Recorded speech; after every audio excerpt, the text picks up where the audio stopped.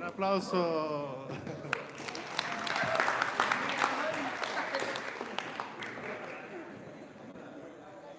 So, genovens hola.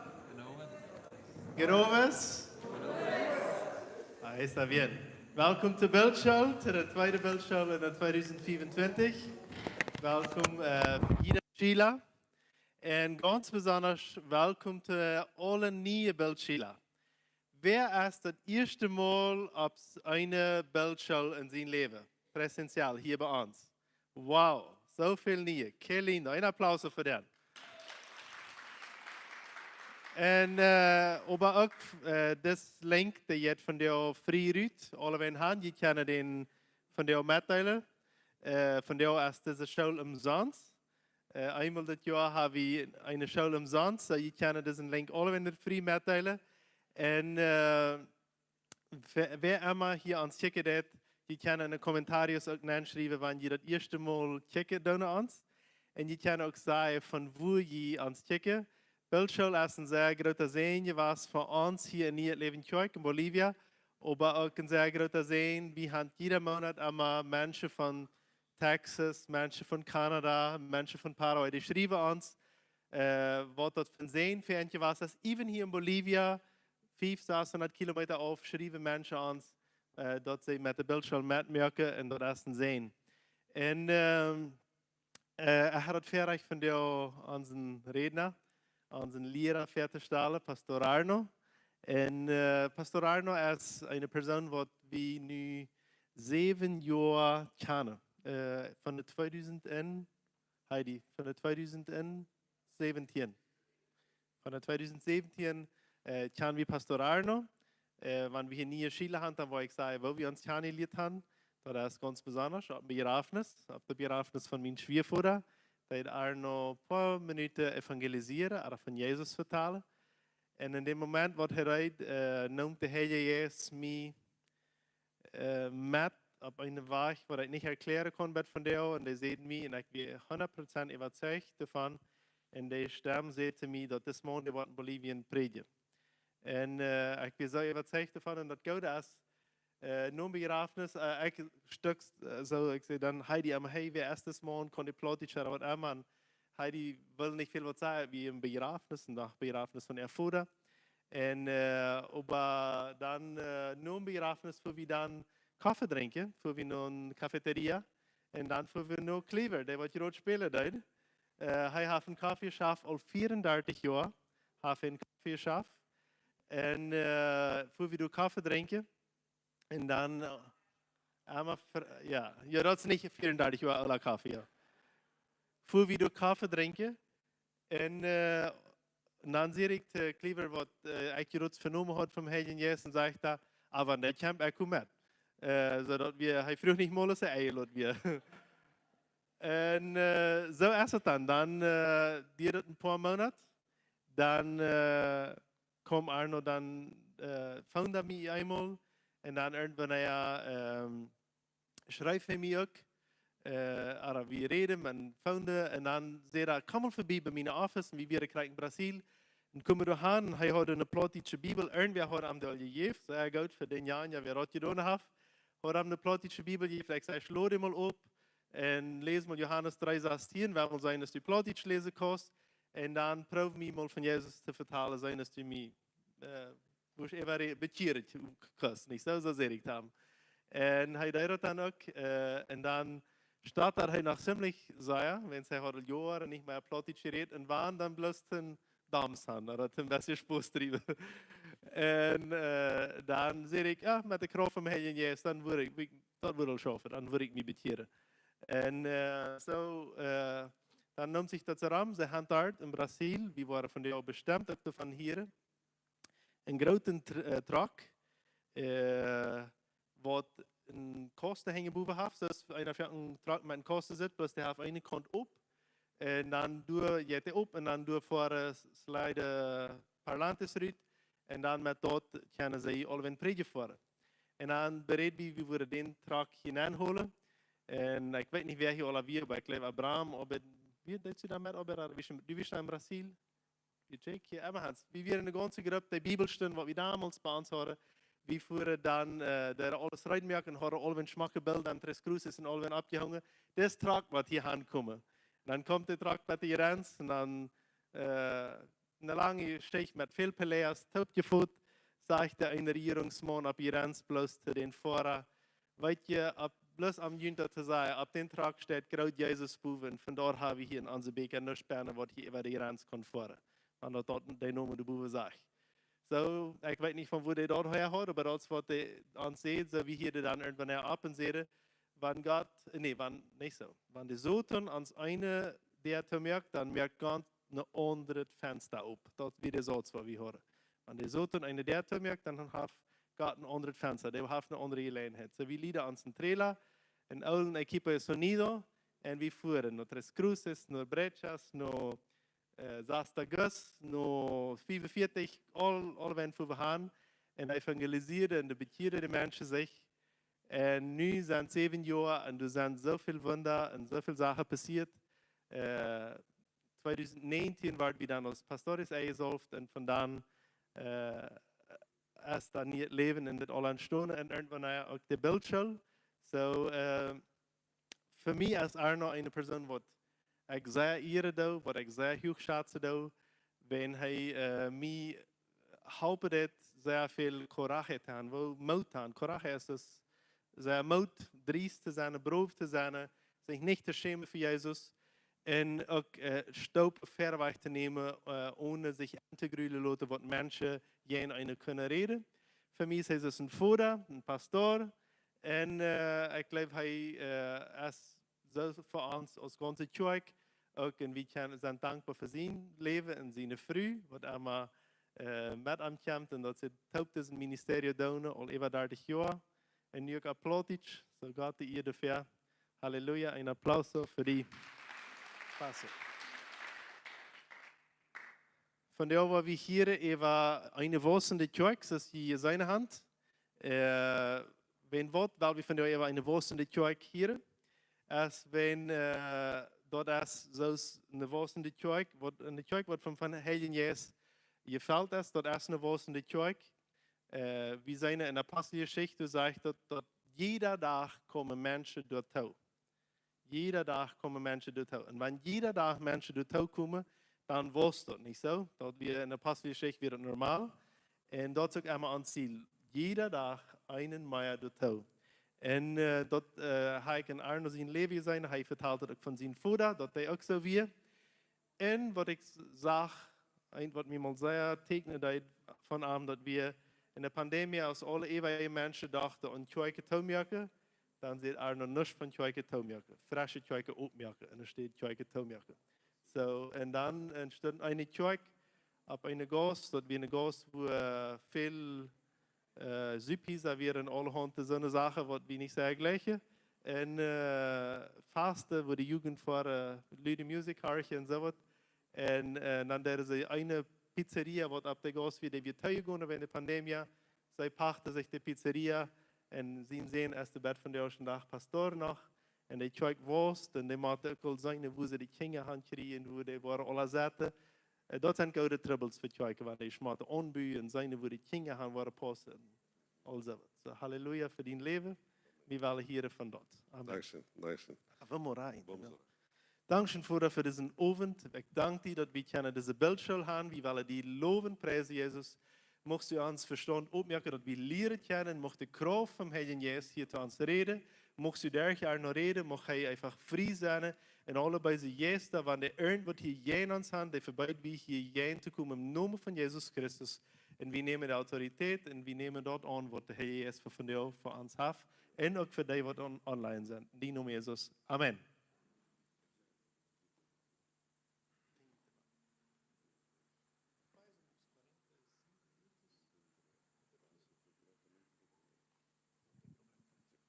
Also, guten Abend. Freuen uns, was das sei, hier in unserem schönen Bolivien zu sein. Und es sei auch nie gesagt, manche tun wir all, manche haben nur all ein Baby abgeschaut. Ja, hier passieren viele schöne Sachen. Ja. Und es freut mich sehr mit Eidert und Heidi. Ja, seine Wort, der lieber Gott hier manche und macht, und das ist die Church. Und was noch alles passieren wird, und viel wird noch passieren. En dit is een thema wat we vandaag hebben. En de wossende church. Het wel een paar zaken met die metteilen daarover. Onze gemeente dort in Brazil. De meeste van jullie weten dat. Dat is een Brazilianer gemeente. We hadden zeer weinig Deutsch redende mensen. Wie seid sie dan? Mijn dienst is het meeste tijd met Brazilianische mensen. Maar onze church, aber niet. Onze church was zeer. We hebben groot den derde Gottesdienst aangevangen. Ja, we hadden klok 10, klok 6, dan hebben we klok 9, klok 11 en klok 6. En het maken we de rijdt om nog een middag maken. Dus dan komen immer meer mensen. En dan stellen we ons de eerste vraag. Wat is de strategie? Wat maak je dat immer meer mensen komen? Ja, laatst zag ik een prediger in Brazilië, schreef zo. Betoel hier 300 reais en dan wordt die leren worden van een church van 30 mensen naar 3000 komst. En dat is doms. Dat is doms. Dus dat is maar één wat de church was maakt. Dat is de Heilige Geest. De Bibel zegt ons dat God ervoor de hij scheidt de mensen naar de church. Oké? Also, dat eerste wat ik wil zeggen, we waren van geen grote strategie, oder? Een groter recept geven, dus dit, een beetje van dit, een beetje van dat, dan poef, hast een grote church. Zo heeft het niet. Dus de Heilige Geest, hij heeft dat woorden van de church. En daarvoor de scheidt de mensen. Dat wist ons de Bibel in Apostelgeschichte. Maar manche zaken, was du vinden, bij ministerios, of bij pastores, wat was in de church hebben. En manche zaken kannst du maken, de meeste hebben dezelfde. Zum Beispiel beden, leren te wachten, integriteit, hoe zeg maar dat, eerlijk zijn. Ja? En gezonde familie hebben, en gezond, niet bloos een charpa, maar een relacionamentos, een gerade familie hebben. Dat zijn manche zaken wat man kan zijn bij wassende church. Want dit zit, oké, het zijn een paar teachings van een wassende church. En vandaag wil ik besonders over een teaching reden van een wassende church, dat is gebed. En wat men daarover zegt, ik weet niet of het die ook zo is, of was het misschien op weer nog in de church, maar irgendwer zegt, vandaag waar we van gebed predigen. Begint het niet helemaal schijn. Wie zegt, denk je, dacht, wat was dat hetzelfde? Ik weet het wat beden. Wat moeten wij beden? Waar moeten wij beden? Oké. Maar wel die wat daarover bijbrengen, dat is een avond. Niet, dat is een nacht, dat is een avond. Ja. Dat we het eerst als het aanvang hier te predigen in Bolivien. En wat vandaag zei, dan hebben we de nacht. En hij schreef en dan, een avond. Hij zei, dat is een nacht, was die beturen. Waarom de nacht? Kan dus een avond zijn. Ja, maar, enfin. En het moet dit is een vers van de Bijbel leest. Lucas 3:16. Het mag immer de nummer 3:16, niet bloos Johannes 3:16, maar ook Lucas 3:16. Ieder kunt het lezen van Lucas 3:16. Nogmaals ziet alle zeer herzlich willkommen voor deze avond. En voor deze nacht, ja. Nee, de nacht zijn je thuis, ja. Wie hoop. Dan sloop je al. Lukas 3:16. Johannes sagte an alle, ik deed jullie met woorden, aber er wordt einer kommen, der sterke ist als ich, in dem ich dort nicht wird sie, dort ich am de show ablees. Die wordt jullie met den Heiligen Geest en met 4 Dijpen. Wauw. Johannes, hij ziet het over Jezus. En deze stem, wat van dort hebben we dit nog hier? Nu stel je voor deze dag als Johannes dit ziet.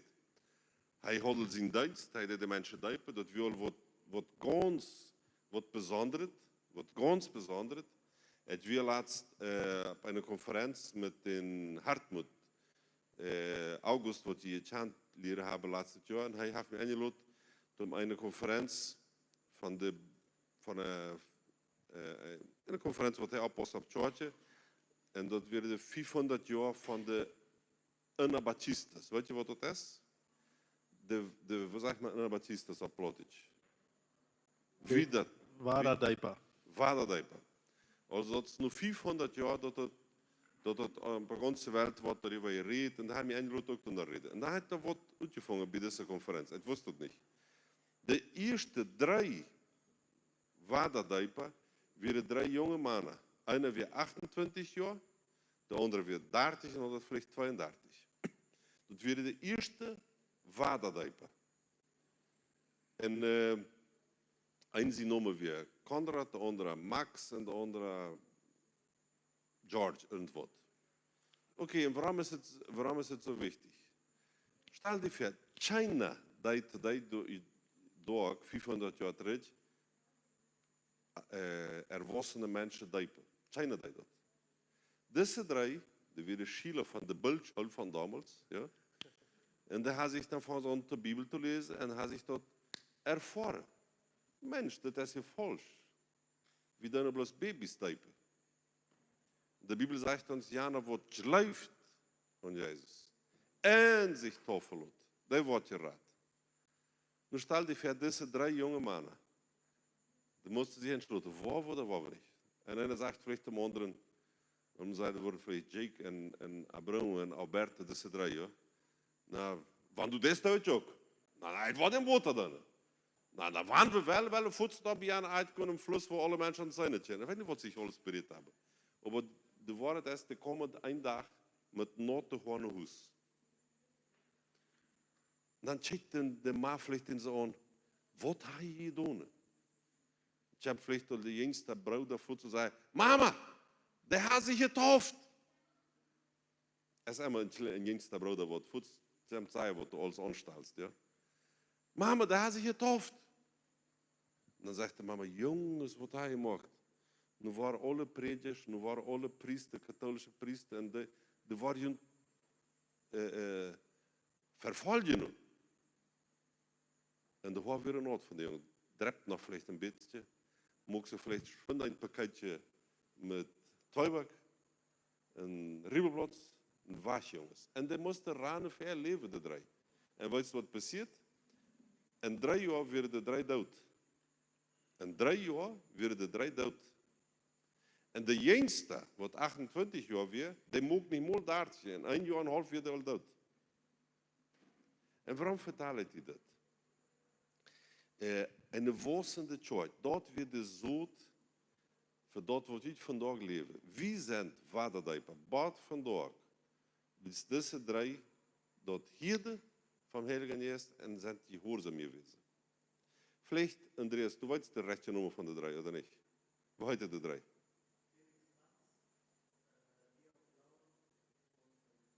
Konrad?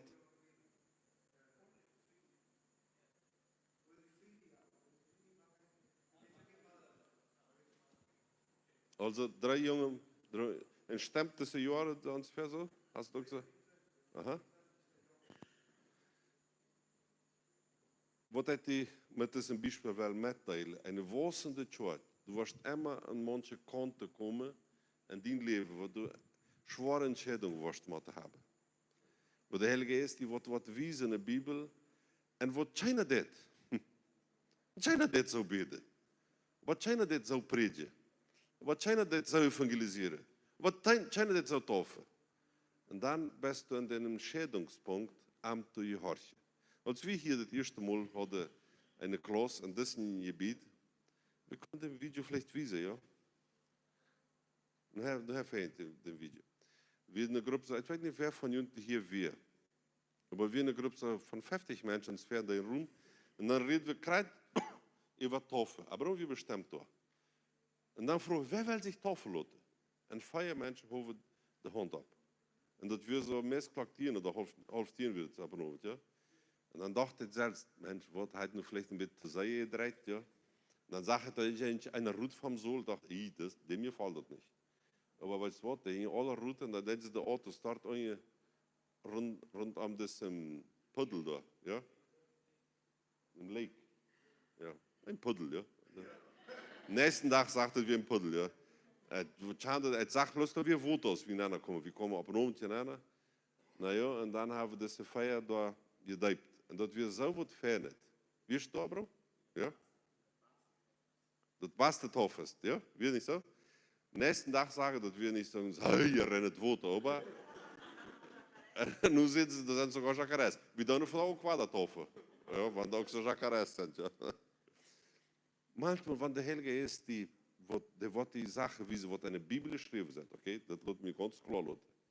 Er wisst uns, als wenn die Schrift geraten wird in der Bibel.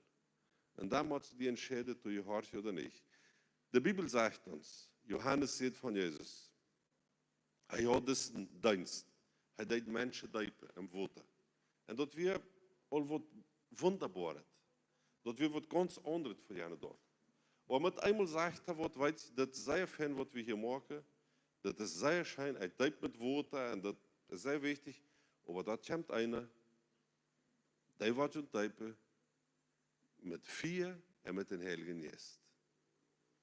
En mijn vrienden, dit heeft de ganze wereld geändert.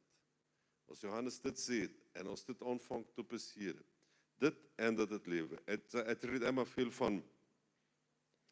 van Rainer Bonke, ja, en dat we ons goede vriend.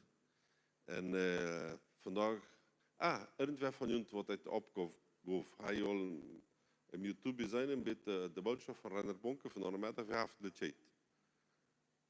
Hast du gevonden? Rainer Bonke naar Pals? Engels en Portugies. Hier zijn tot Moldavisch. Maar pastor het verstoor bloos plotisch. Nou dan, paar mal hier wat dat verstehst, ja, Englisch en Portugiesisch. Maar einmal vragen ze das im Prediger. Pastor Bonke, du bist al zo oud. Waarom machst du, damit het vuur immer nog brennt bij die? En hij zijn antwoord weer, dat zie niet echt wat een vuur brennen doet. Dat vuur maakt mij immer en brennen. De Heilige Geest, he keeps me burning. Hij helpt me om brennen. En dat hebben we ons niet meer vergeten. En nu, check maar. De Bibel zegt ons, Johannes zegt, daar komt einer. Wat deden ze niet in je doen? De vangen aan Jezus te volgen. Willst du dem Vier, willst du den Heiligen Geist, folg Jesus. Pastor, ich da. Dann folg ihm aber von dich bei. Eine Sache ist von Jesus gehört habe. Eine Sache ist, ich schande. Ja, meine Ma bet, ich warte, dass ich in den Himmel komme, wie es meine Ma bet. Nee, folg ihm nur, so dass du seinen Geruch kannst riechen. Dass du seine Wut kannst horchen. Man hört nicht einen Menschen, wenn die von weit sind, aber man hört einen Menschen, wenn die dich bei uns sind. Folg ihm von dich bei, dass du seine Wut hören kannst und dass du am gehorchen kannst. En zo passiert het met Johannes en Jezus. Die vangen aan Jezus na te gaan. Oké. En we kennen de geschichte. Ja? Jezus kwam, hij maakt wunder, maakt de mensen gezond, mensen vrij. En dan starf hij. En hij weer opgestaan. En hij maakt het zeer schwund, zeer kort hier. Maar dan zegt hij wat zeer wichtig. Hij zegt, wacht in Jeruzalem. Goed niet weg. Blijf hier. Wacht wat je ervuld wordt van macht. Het is een kracht. Van kracht ervuld worden. En we reden over een wassende church. Nu vraag ik, is dit een goede, zeg maar, een strategie? Is dit een goed recept? Wie willen eine Church wat worst. En het eerste wat ons haar zegt, nu wachten met. Is dit een goed recept? Jezus, best die zeggen, zullen we niet losrennen en nu wordt het worden en nu worden we hier. Wacht maar een beetje. En wachten, dat is iets wat we als mensen niet zijn mee en manchmal ook niet als christen en überhaupt niet als pastoren. Wachten?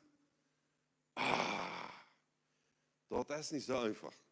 Zum Beispiel, weil wir sagen, Alberto, ja, der sagt de Schüler von Torschel, okay, vanavond, jeder wordt mal wachten, wat de lieve Gott wat die zegt.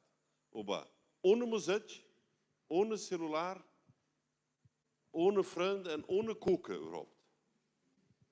Aber dann fängt alles an weiter dann. Alle Knorkes fangen an weiter dann. Ja, en dan morgen en dan dergval en alles. En hoe lang moet je nog wachten? Interessant. Wat man leert wachten. Niet wachten, bloos ramzetten, maar wachten haar. Wat we moeten leren. Voor een woestende church. Wacht op zijn wunder. Heb immer de esperança de que aconteça, de hoopning dat er wat passieren. Zum Beispiel, kommst tussenavond her. Du kannst herkommen ohne nichts warten. Het wil maar zijn wat de mensen daar doen. Vielleicht heeft het dan nog een schönen Kaffee, een paar koken. En dan gaat je naar huis. Oder du kannst daarin komen en du wacht dat wat passiert. Er wordt een woord metgedeeld. Er wordt een gebed op mij doen. Alguém vai orar comigo. Irgendwer wird mit mir beten. Irgendwas wird passieren. Vom haar. En dit moeten we ons leren van een volgende church. We brokken leren wachten. Het zei eenmaal, het was ook Portugiesisch. Negue-se a ir para culto sem esperar algo sobrenatural. Wer die dürfen nur in Gottesdienste fahren, ohne te erwarten dat wat übernatürliches passieren wird. We moeten leren wachten. Wachten voor dat sobrenatural is. Übernatürliche. Wachten nur het übernatürliche. Du jetzt nur die Zeit beten, tust. Und du kannst da so halb schlupen, so, lieber Jesus, mach mich fromm, dass ich im Himmel komme. Amen. Schlafst an. Ja? Oder du kannst nur die Stoff beten und du wachst auf was wird passieren. Vielleicht kommt ein Engel von da, vielleicht hört die Stimme von Heiligen Geist, vielleicht wird die Schrift geraten worden in meine Augen. Einmal vroeg mijn zin mij, papa, hoe maakt je die boodschap eruit? En er zijn verschillende wijzen. Hier andere predikers en dat, maar dat wat een beste is. Wanneer het bij mijn stellen die de Bijbel is en dan de schrift de worst van irgendein thema. Dat worst, dan voedt, dan heeft de Heilige Geest, dan schrijft dat op en dan is de boodschap eruit. Also, wanneer du nur die stellen tietjes, go immer en wacht op wat passiert. Kommst nur eine Andacht, wacht auf was passiert. Zum Beispiel, Jungs und Mädchen, jetzt eine Jugendfreizeit. Ja, und kannst in eine Jugendfreizeit gehen, ein Campamento. Jetzt noch ein Campamento, wachst nicht. Und jetzt so ein Ham, das, sag mal, ein Ham, der Makor, der Bett von anderen, hast eine halbe Met, so, hey, so, kommst du nicht, das ist nicht ein Parfum, nicht. Maar het wacht wat nog passieren. Maar er zijn andere jongens die wachten vielleicht tot ihre Brut te vinden. Die schamen zich dan een beetje beter. En ja, en hier een beetje ook zo. Dan gaan ze een beetje zo. Ja, Mensch, krijtje voorbij gaan. Du bist ook hier. Hij wist aber dat het Mensch daar wordt zijn. Ja. Hij heeft het lang geplant, maar du bist hier. Wusste niet meer. Hij wist het ganz genau. Also, Natural, ja. Du gehst in ein Campament und du wachst was. Du wachst, dass das ja ein Mädchen da ist. Ja? Dort wachst du. Wenn sie nicht erst dann, dann erst für Football spielen, weiß nicht was dann. Oder, ja? Irgendwas anderes mag. Sobernatural, übernatürlich ist hetzelfde.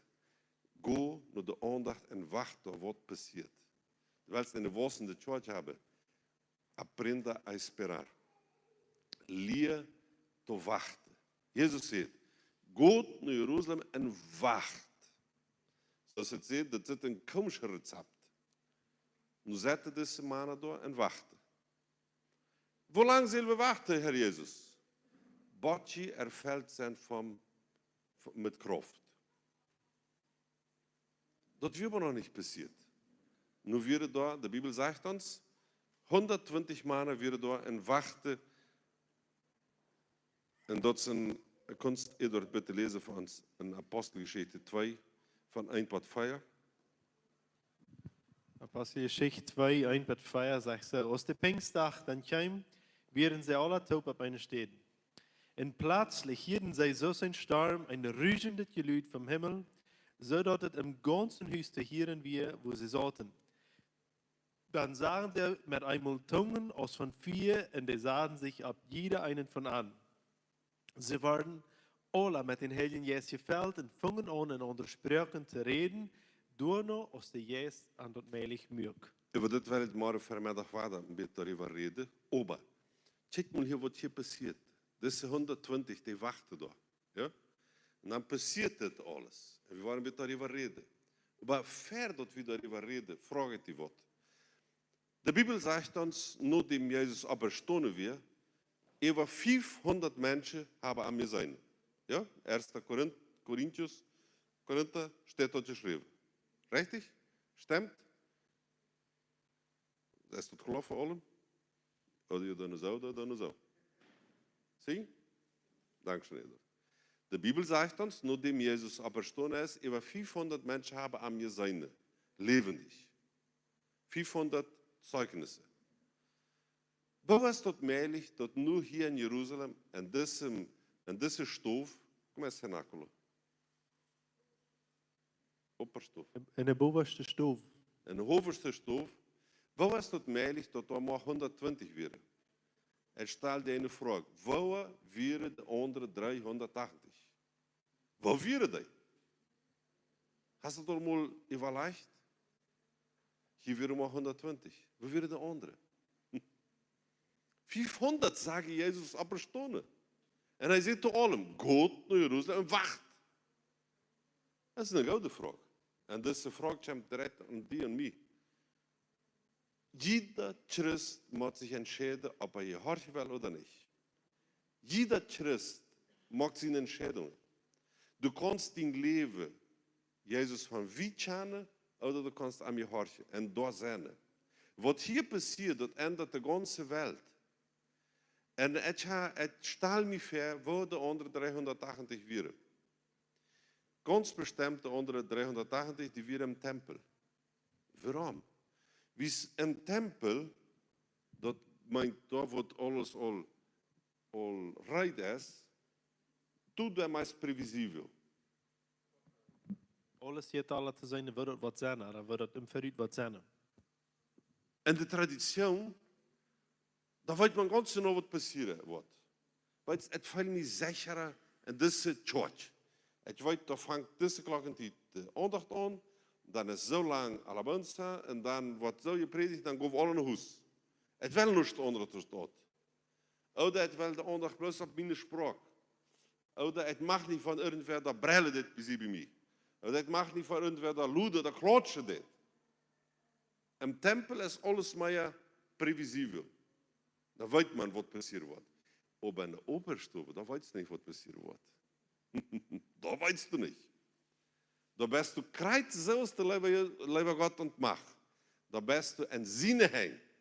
Im Tempel, da kannst du, weißt du, kannst du noch hier, wenn irgendwie mit mir beten kommt, na, vielleicht ja, vielleicht nicht. Aber in der Oberstufe, da passieren Sachen, die nicht im Tempel passieren. Da kommt ein Wind, ein anderer Wind. Und dann mit einmal ist der 4 von Gott da. Das wäre ganz bestimmt, wir da mal 120. De 380, der hat sich verstoppt. Na, weißt du, wat vandaag is dat nog zo. En du bist ook in een entscheidungstijd. Besonders du, wat deze school machst, Torch en Bild en alle school wat du machst, du bist in een tijd van Entscheidung. Goed met de 120 en weil wir ook erfahren, wat wir noch nicht kennen, weil wir ook den 4 Gottes op ons leven zijn, weil wir ook eine wachsende Church haben? Nee, weißt vielleicht das, was het nu was zei, wat hun bekannt hier. Weet, bij ons is dat niet zo. Dat hebben jullie hier, ja?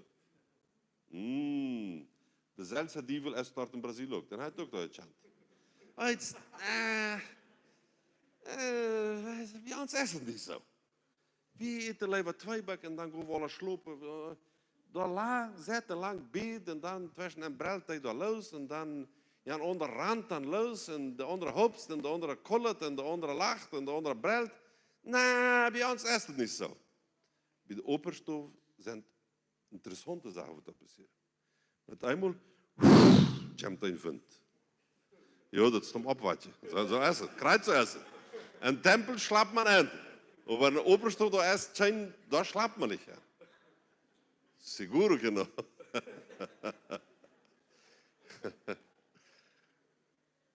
Und dann kommt das 4. Die Bibel sagt uns, das ist so lindo, was die Bibel sagt. Da kommt es ein Wind und die wusste nicht, was passiert. Und dann kom je verstaan, leert het niet ook zo, wanneer je bij de aandacht bent en die dat woordje fällt, dan denk je, Mensch, waarom is ja mijn vriend niet hier? Die moest het hier. Leert het niet ook zo? En vielleicht is 120, die dachte, Mensch, wo bist du? Vielleicht schwinde eine Message, komm, schwinde mal, Operstube, ja? Komm. Bovenstove. Bovenstube. Komm mal, schwinde de Bovenstube. Wo bist du? Wo hast du vielleicht nicht da, wo bist du? Nächsten Tag bloß zit er de Message. Stahl die Veer. En de Heilige Geest komt. En dan met eenmaal checkt een aan de andere. Waarom? Hij zei, wat bij die? Wat? Dat is 4 op die kop. Weet je nog maar? Het zijn die. Corny, dat is 4 op die kop. Ja? Werner, dat is 4 op die kop. Dat is niet interessant. Waarom zei hij dat? Wanneer 4 op die kop is, kon dat zijn? Nou, du kannst niet zijn. Maar de andere kunnen zijn. Ik kon zijn op 4 op die kop is. Du kon zijn op hier 4 is. En weet je wat? De bonke deed immer zo. Dat is een vlam van 4 op. Een ieder van ons. Irgendwer im Himmel heeft geteilt, hoeveel mensen dort im Oberstube weer. Irgendwer im Himmel heeft geteilt, dat zijn 120 mensen. En dan komen 120 tongen van 4 op een ieder wat er weer. En weet je wat? Dat 4 komt wieder. En er spat vandaag nog. En der zal op die leven en mijn leven. En deze mensen weer door. En dan passierde, we reden van een wassende church. En vielleicht darfst du het woord van een recept geven. Het wil die ogen opmaken. Ouder, we hebben de Heilige Geest dicht bij ons.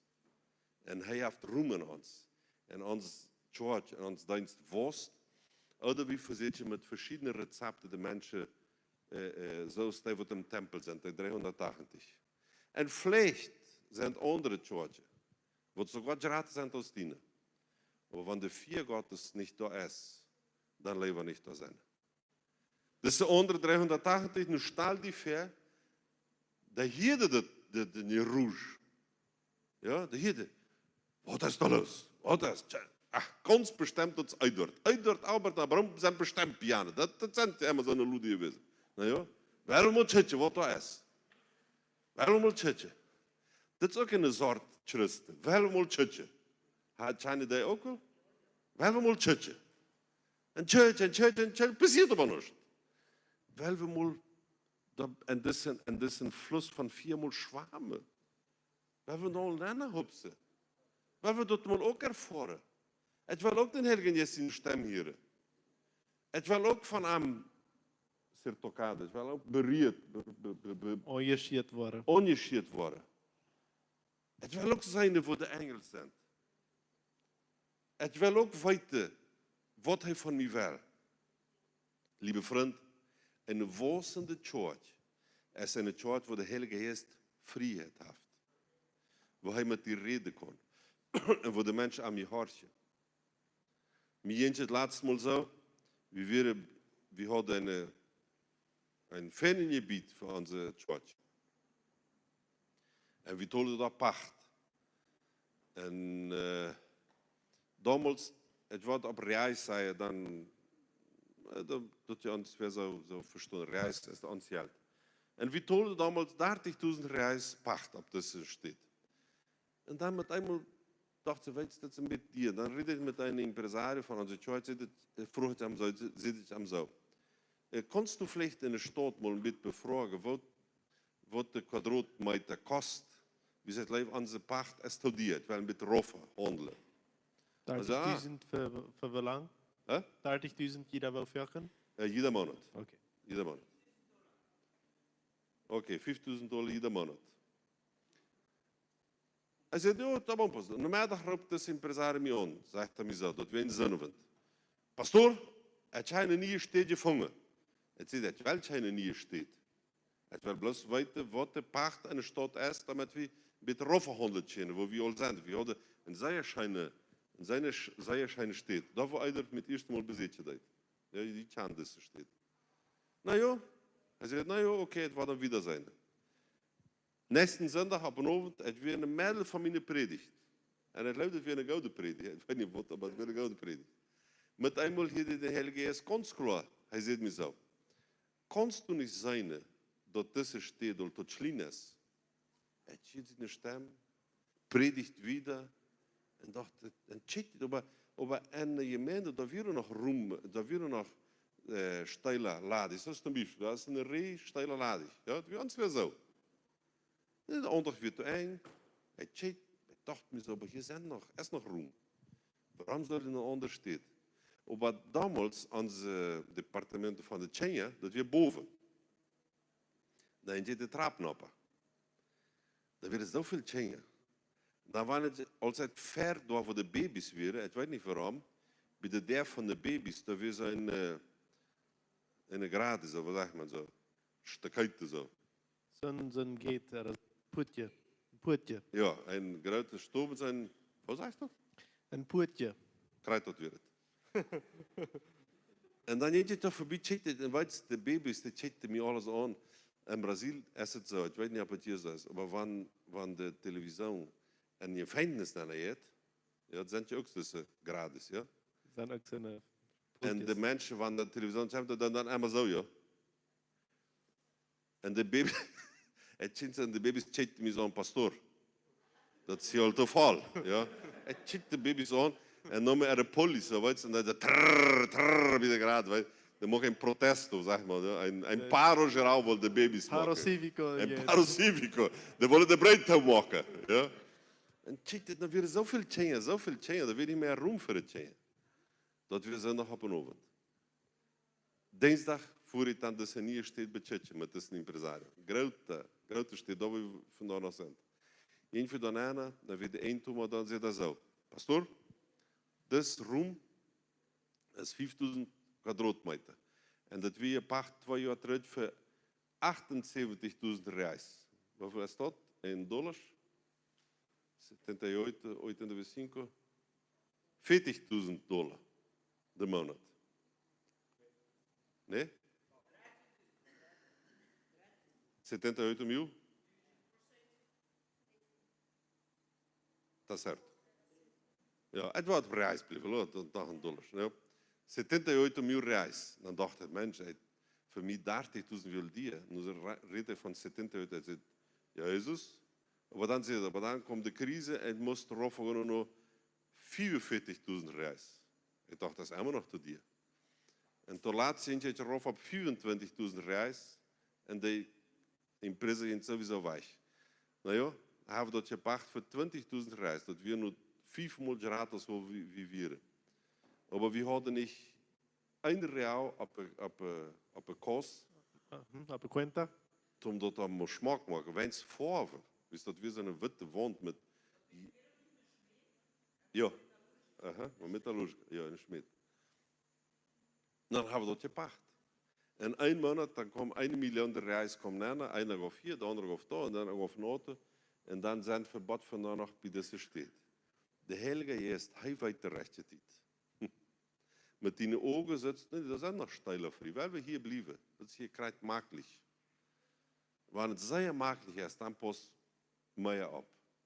Dan is het tijd om hier en wieder gaan. En wieder gaan. En wieder gaan. En we zijn op deze steed, zoals het zit, maken we 3 aandachten om ieder zondag. We hebben niet rondom de auto's aanhouden waar de mensen komen. Nu heeft een man ons een landje lied bij de andere zijde van de gas en dat over dan de auto's gaan staan. Manchmal komen er 200, manchmal 300 auto's met de families om daar aan te houden. En ik reed met een andere pastor, wat ook in de church heeft, wat zei was dit in onze stad. En hij zei, weet we zijn zoals God tot macht. En hij zei, waarom? We zijn 100% op hem afhängig. Dus wanneer dat land verschaft, dan weet hij niet waar we de auto's gaan stellen worden. Dan zei hij mij, weet je wat, ik had eenzelfde probleem. Ons parkinglot is ook gepacht. En hij dacht dat we zien één, ja. Dan zijn je ook zo, leven tot macht. 100% van hem afhängig. We gaan het reden om Cenacolo, Nur Oberstof. der bovenste stof. Naar de bovenste stof. We gaan dat redden. En dat de mensen zijn, dat is 4 op dem kop, dat is 4 op dem. En dan gaat het weer. En dan vangen die aan, komisch te reden. En de Bibel zegt ons te zeggen uit als bezopen. Hast du dat gelezen? Is dat plotje ook zo? Nou, pastor. Ja, dat is nou geschreven. Nu vraag ik die mal. Waar zit een bezoepene mens uit? Goedenavond. Mijn naam is Arno Pauls. Het is een vrome man. Oder zijn het een beetje zo? Ja. Een beetje lachen, een beetje schreeuwen, een beetje rollen.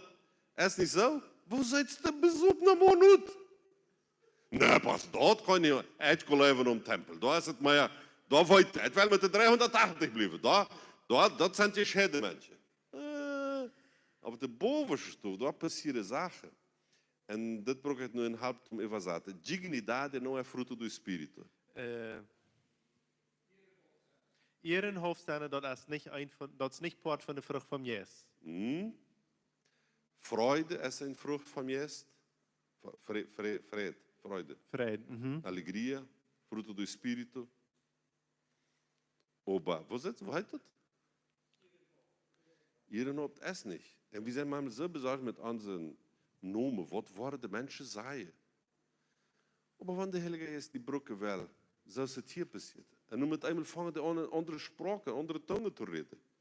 Und die Bibel sagt uns, dass die Menschen, die da wären, hat das gesehen, und fangen an zu verstehen. Und was nur dem passiert, weißt du, was nur dem passiert? 3000 Menschen haben sich auf einmal bekehrt. Was? Wir reden von einer wachsenden Church und die fängt an mit Warten. Und dann sind die Menschen aus besoppelt. Und dann reden die komische Sachen. Ist das der Rezept, Pastor? Aber das ist Jesus ein Rezept. Dat is een recept. En niks daarmee te doen. Weet je waarom dit ons een beetje niet zo makkelijk laat? Wist we hadden geen controle daarover. Weet je wat onze schwierigheid is? We moeten alles controleren. Ik ga op een bluspad hier. Wieder gaat niet. Op deze conferentie, waar ik weer daar, dat we manche Mennonitische Gemeentes, da kommt ein Pastor, der heißt Paulo Mazzoni, der ist von Medel in Brasil. Und der sagt, was ganz storch, sagt er. Hij sagt so, in de jaren 1998, 1998, ja, kom ik hier in de stad met junt leren, dat is pastoren zitten. Wo man eine wachsende Church hat. Damals hat er 50 Gelieter in meiner Gemeinde. Und die Mennoniten waren 10.000 hier in Brasil. 1998. Und ich habe mit Jungen geleerd, wo man mit Gruppen familiares kann arbeiten. Kleingruppen. Kleingruppen kann arbeiten. Damit unsere Church wachsen wird. Nu, meest 30 jaar later, zit je bij ons worden. Mijn gemeente zijn 32.000 Glieder bij mijn gemeente. En bij ons zijn immer nog 10.000 Glieder. Wat is passiert? Wat passiert is, dat jullie cultuur atrapalha. Die Kultur, die hindert jünt, es im Stich. dat is im Stich. Wat meint dat? Dat is datzelfde wat het zei. Het wil den Heiligen Geest, maar bloos zolang als het hem controleren kan. En wanneer hij met die meldende aandacht redet dit. En wanneer du moet een andere stad pachten, waar du geen geld hast om dan heen te gaan. En wanneer hij wunderbare zaken wil maken, dat wil het niet. En zum Beispiel, wenn das aus des Predigt von Kultur, zum Beispiel sind wir hier Frau, und wir waren voets beten, von der Oven willen wir beten, morgen zu morgen willen wir beten. Und dann mit einmal will es irgendwer visitado pelo Espírito Santo. Er wordt bezocht vom Heiligen Geest. En dan fangst du nog andere tongen te reden. En met einmal de andere tjitje aan voet aan, wat is du da? Wer zit du dorst? Waarom das? En dan, ja, dan schuld me het wel even niet. Ik kocht voets schon met de 300 dagen die im Tempel lernen. No. Pas maar zij op. Es ist immer besser mit der 120 bleiben, dort in Bovenstof. Immer besser. Dort passieren Sachen. Dort kommt der Vier. Dort beten wir in Tunges. Dort ist das Vier von Gott. Das Mal, was ich immer jung sei, von Rainer Bonke, was ich mochte, ein bisschen und ihr seht da, ne? Er lebt sein Leben, dass wir ein Mann von Deutschland, einfacher Mann, aber er hat das Erfahrung mit den Vier.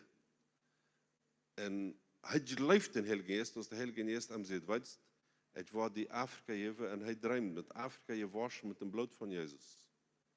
Nu vraag ik je, is dat mogelijk? Een man alleen, hij voert naar Afrika, zoals het vandaag voormiddag ziet, met zijn familie, met zijn treitmoney. Hij had 6 lieden bij zijn church, jaren. Van deze 6, 3 moesten zich frisch betieren, nächsten zondag is hij weer dan, had zich verloren während de weg. Ja. Dat is sehr schlimm. Bad een dag, staat niet meer. Maar 6 lieden, 3 verlieren zich ver in de weg. Ja. Dat is niet gerade eine wassende Church, niet zo? En dag zei de Heilige Geest aan, go en pacht een stadion, een gymnasium. Een estadio, grote Coliseo. Een grote Coliseo. En hij dacht, Mensch, wat zijn chant me, waarom wil je dat maken? Maar hij weer gehoorzaam en hij heeft het gepacht. En die dag, dat vertelt hij zelfs me en dat is in zijn levensgeschichte geschreven. Hij ging den avond aan en er waren 100 mensen. En hij wist zich zeker, er waren 100, wie hij taalt van verre naar heen, van heen naar verre. Hij taalt 100 nezen, dat heeft 100 mensen, 200 ogen zijn 100 mensen. Dat waren maar 100 mensen. En dat waren zeer weinig mensen voor een stadion. Hij dacht, nou joh, het was sowieso predigen. En dan fang ik aan te predigen. En hij predigt. Met eenmaal schrift te werden, mangs in de predigen. En hij oort zich. Nou, haftig dat. Wieso? Het predigen. En dan waren de schreeuwen. De mensen zullen zich mal benemen. Alberto, maak mal wat, ja? Hij predigt wieder luide, met eenmaal schrift te weer anderen.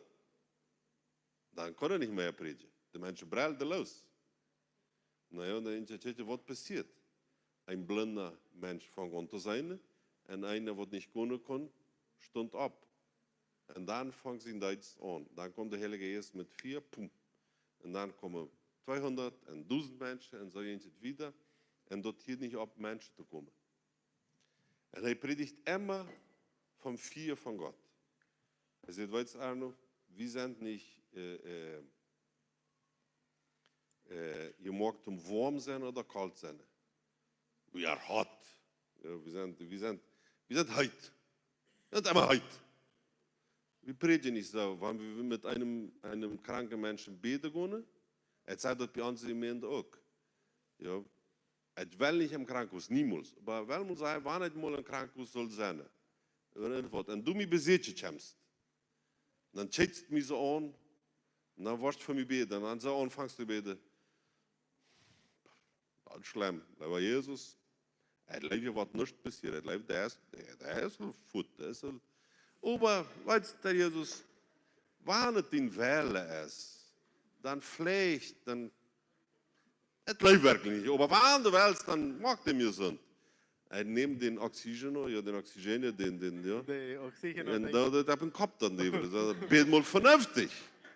Beet mal mit Kraft. Beet mal Aber Jesus, het bid nog voor dem. Ja, du warst gesund worden. En wanneer du eine schlimme Unienkrawade hast, Wenn die Finger, Teilnägel schwer dann. dan doe je met een oxygen dan af wat die willen. Nu bid mal vernünftig. Dat is niet zo. En mij ain't het mal krijgt zo. Dat passiert mir krijgt zo. Dat we een man bij onze stad, dat we een Mennonit, en dat je niemals te tjatsch. Wat vandaan nog niet. Ne? En daar roept mij aan, daar roept mij niemals aan.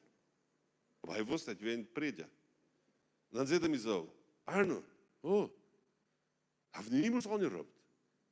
Dan zegt hij zo, weißt, mijn broeder is gestorven bij een krankenhuis. En het was geen om te aanroepen, bloos du, kannst du vielleicht een gebed maken? Hij zei, ja, van krankenhuis is er. Waarom? Dan zei je, waarom bezit je? Nee, du hast niet verstaan, der is gestorven. Nou ja, het wel een bezitje. Nou, du verstehst niet, der is gestorven. Hij zei, nu helemaal op, welk krankenhuis is er? Nou ja, der is bij een krankenhuis, Hospital Vita, weet het. Maar de woorden niet nalaten. Nou, beruhig die mal, hij wil nanakomen. Beruhig die, hij wil nanakomen. Dan vroeg ik, hoeveel is het de hand? Hij heeft voor klok 8 op en over de hand zitten. Oké, hij traft die door. Maar hij is al gestorven. Nee, hij traft die door. Manche mensen, die leven zo weinig dat de anderen sogar doodmaken met in het geloven. Ja. Die leeft nog en die maakt hem al dood met zijn viert. Nou, ja, dan komen, als ze aankomt, dat we krijgen zo. Het wil door, het wacht hem. Een groot, schrikkelijk groot krankenhuis. En deze man, wat hem sterven wordt, die weer een UTI, zeg maar dat. Therapie. En het wacht hem door. En dan kämpft het, mijn vriend. Met zijn dochter en met de vrouw van jaren wat hem sterven wordt. Chickt hem zo aan. Best gekomen. En dan redt het ganz luid voor mijn mensen. Ja. Hij schämt zich. Dus wanneer man eerlijk wordt, dat is niet zo klein, dan redt man luider, ja, dat de anderen ook al hier. Dat is niet zo? Ja, dat is zo. En dan zegt hij, wie haalt zijn zin onderop, dat is een andere land, dat is al komen, wie we bezorgen al de begrafenis. Zo zegt hij mij. Hij zegt, nu, hiet mal op daarmee. Je hebt mal daarheen, waarom? We waren nu bidden. Maar hier? Zeg ja, hier. En dan bid het los. En luid. Dat anderen ook alle hier kunnen. Ja? Dat zijn zaken wat bij de bovenste stof passieren. En tempel bidt men op stijlen soms.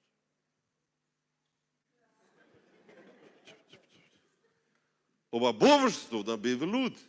Niet zo? Als je mesmo. Nou ja. En dan wird het tijd dat hij dan kon nemen den bezitje. In therapie maakt men zich kons wat ontraatje, niet zo? En alles was en auken. Nee, hij ging nemen met de vrouw van hem. En hij wacht een beetje. Dan trok hij me ook aan. Hij wist niet dat hij ook nemen kon. We zijn in Brazil, pastores deven nemen. Ja? En dan weer dat. En zijn broeder weer werkte om sterven. Dat was zeer slecht. En hij wist maar niet wat te zeggen. Zijn broeder. En check dat zich om stond uit te gaan, ganz wat aantrokken. Was toch hier, pastor? Ja, kom mal te zien. We hebben nog beden. Kom mal te zien een beetje. Hier passiert zo niets met je. En dan beten we voor de man. En scheid voor de krankes, die is krankes, jest voet. Hebben wir gezegd. Eine Welt Lothar, weet waar dat door? Dat we een cousin van hem, die wist niet voor beten. Het weet nog te zeggen, het zei hem hier, maar hij kon niet hier. We waren vielleicht im Himmel bij je drin. Het leven waren niet mooi im Himmel komen, weinig nog bij je drin im Himmel. Ja? Kom mal te zien, laat me mal beten. Ja? Dan bid de vader, derde mal dat hij tussen mijn bezetje deed, zat hij op een stoel, checkte me zo aan en zei, du bist hier gewesen, des met mij bidden. Ja? Hij zei, ja, het bid me, du was je route komen, du was leven. En die vier omstorven, man, die was zeer slecht dran. En weet je wat? Dat is nu even 10 jaar terug. Die heeft al een paar grote trainen, en wat hij me treft, dat hij me omarmen en zei, pastor. Dat is 120, wat in een wassende tijd zijn, wanneer die beten, dan beten we niet met dat wat onze ogen zijn, maar dat wat de leven God zit. Dat wat de leven God zit. En dan schätzen we de bij de eerste weg en zijn de mensen met gezondheid. Amen. Haben wir einen schwindenden Intervall und dann dürfen wir nachher wieder? Ist das so? Wo ist Sure. Ja? Gerne. Okay, aber nicht für jeden, wo wir sind, okay? Ich will, dass wir das in Espírito wieder machen. Kann das, wie viele Minuten ist das? 10. 10 Minuten. 9:58, 57. Dann gut schwimmen in der Bootstube, dann den Koffer, dann kommt schwimmen treten und dann wieder.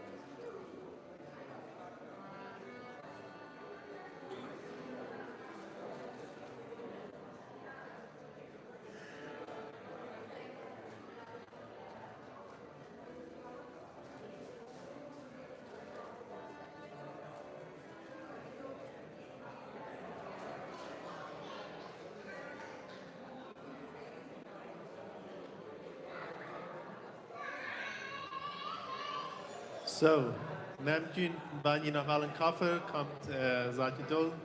Pueden tomar asiento, si quieren llevar un cafecito pueden.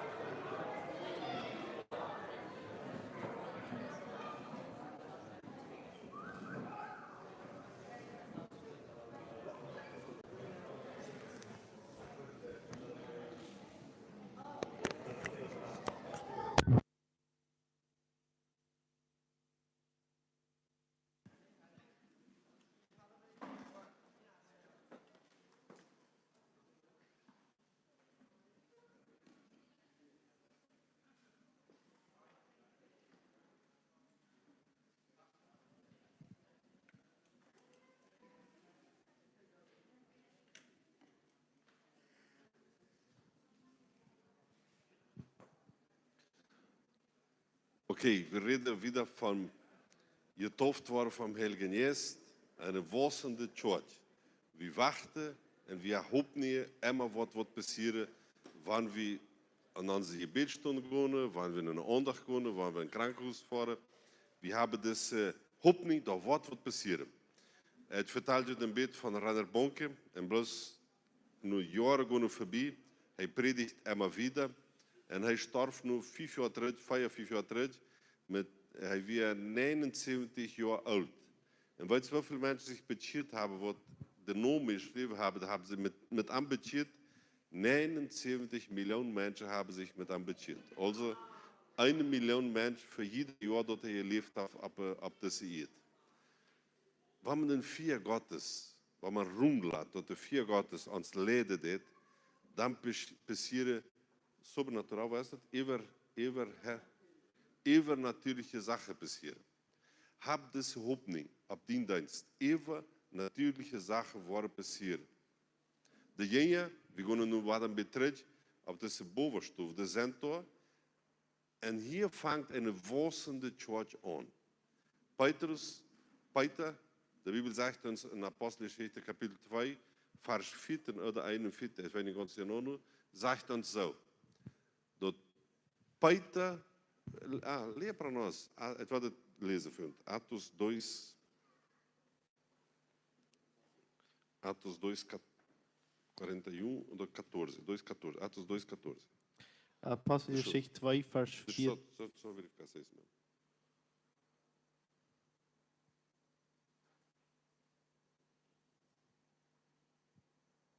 Isso mesmo, 2,14. Apostelgeschichte 2, Vers 14. Dann stund Petrus met de albe op en vong met een luide stem om te reden. Dan zegt hij aan, mannen van Judea en al die in Jeruzalem wonen, dit zal je weten en horcht wat ik u zei. Want de Bibel zo zegt, dat is geschreven, en dan stond Petrus op. Dat is een orbit van Heiligen Geest. Bloos de Heilige Geest kan ons op onze feit weiterbrengen. We zijn manchmal zo ongedrohen. Ja, manchmal so schwach, wo man sagen. Und die Bibel sagt, und dann stund Petrus auf. Dort ist ein Wort vom Heiligen Geist. Hij deed die op die feit abstellen. Hab diese Hoffnung. Und das Mann, das ist sehr wichtig, was ich Ihnen was sage. Und ungefähr 2 Monate verder, dass das passiert, dasselbe Petrus sieht, hij chant nicht Jesus. Wo ist das möglich? Negar Jesus. Zeg maar negar Jesus. Jezus verleeën. Jesus verleeën. En wanneer als 2 maanden later steht op zijn feit, wie de Heilige Geest komt en kracht, en predigt en 3000 mensen bekeren zich. Dat is wat sehr wichtig. Meine Freund, wanneer Herr Jesus ons verzeiht, dann ist das verwerklich verzeiht. En du lebst nicht mehr in dein oude Leben. Du bist ein neuer Mensch.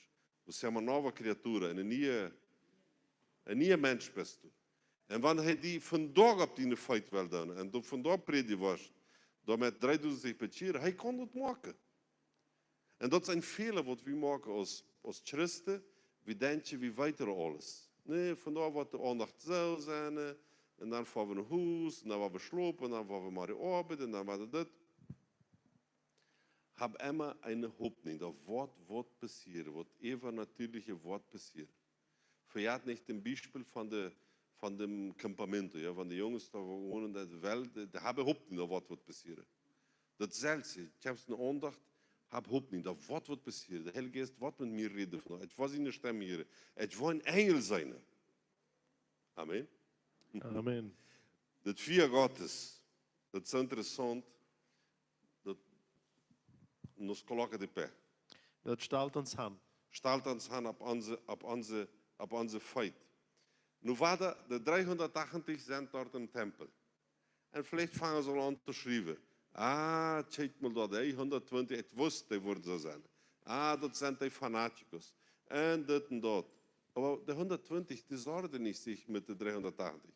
Die gingen predigen voor de wereld. En 3000 hebben zich daar bekeerd.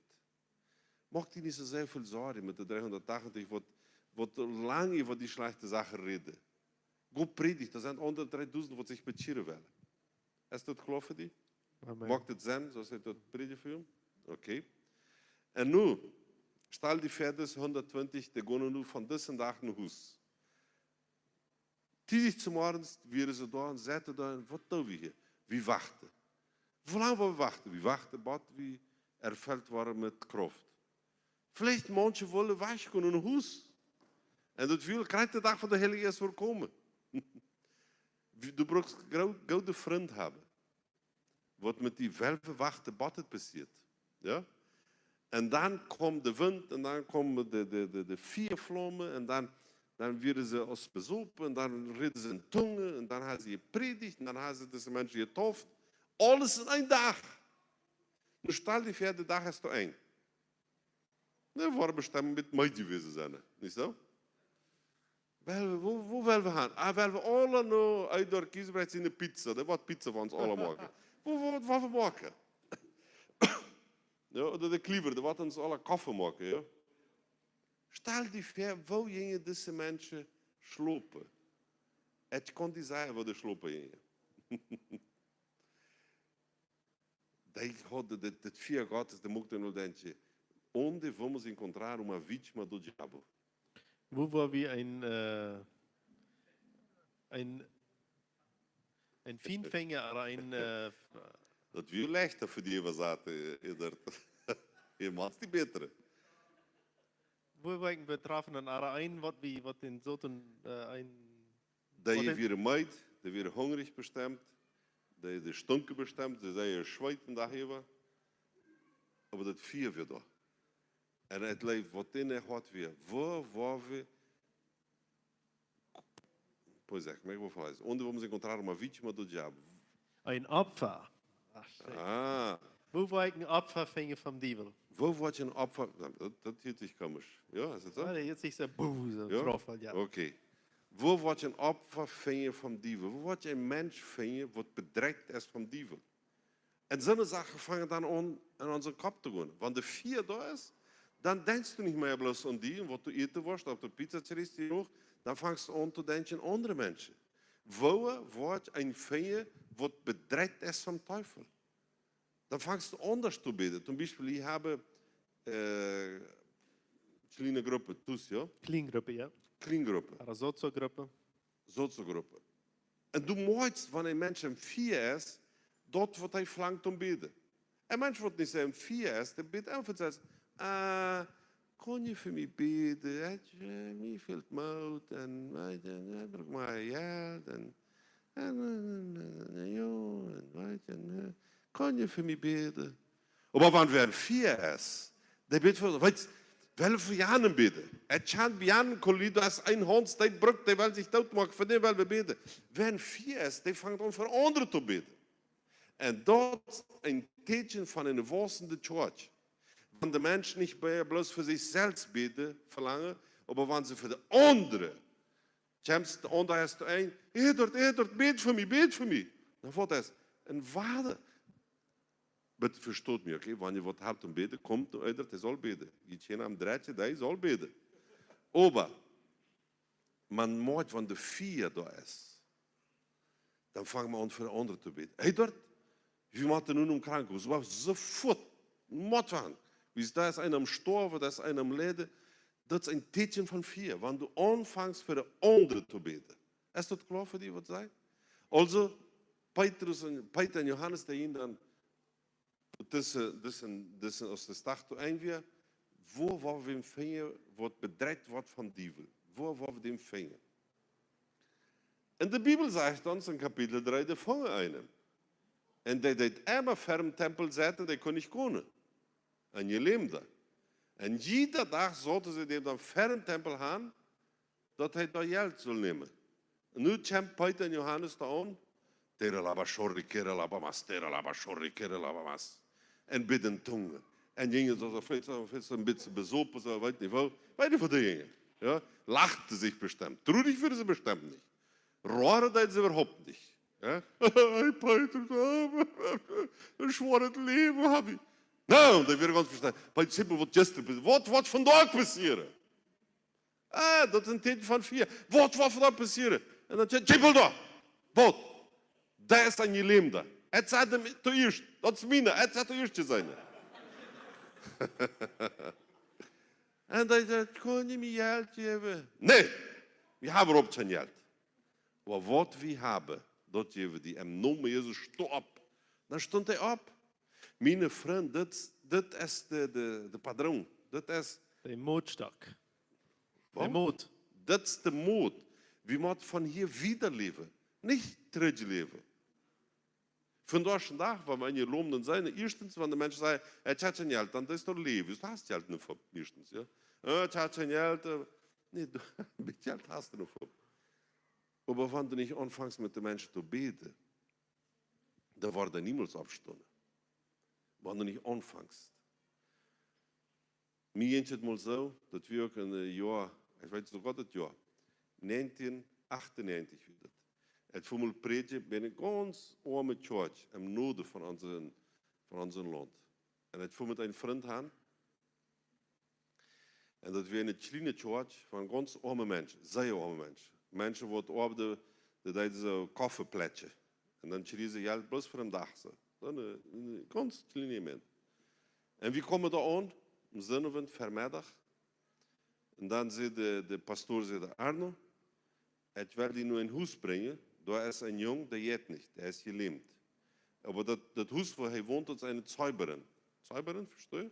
Dat zijn we een Zebra. Hij zei, dan hebben we nog dat Zebra-huis. Dan gaan we daar gaan. Dan zijn we zo bedreigd. Man mooit het, want dat is de beste eerste dat zijn. Nou, dus jong, die zat dan daar op een sofa daar. En die daar zijn schabel eten. En hij predigt aan ons. Toen was gezond geworden. En Jezus is mij. En hij zit me zo aan, zo, ja. Jeder evangelist, dit ervoor. De mensen zitten die aan en geloven die niet.